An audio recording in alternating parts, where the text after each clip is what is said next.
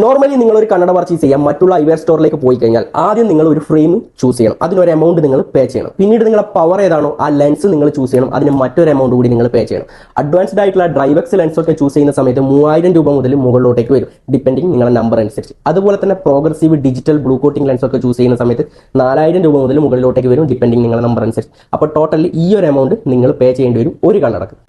പക്ഷേ നിങ്ങൾ ഐ റിപ്പബ്ലിക്കിൽ നിന്നാണ് കണ്ണട പർച്ചേസ് ചെയ്യുന്നുണ്ടെങ്കിൽ 5000 5000 മുകളിലോട്ടേക്കുള്ള ഒരു ഫ്രെയിം ചൂസ് ചെയ്ത് കഴിഞ്ഞാൽ അതേ പ്രൈസ് റേഞ്ചുള്ള മറ്റൊരു ഫ്രെയിം നിങ്ങൾക്ക് ഫ്രീ ആയി കിട്ടുകയും ചെയ്യും.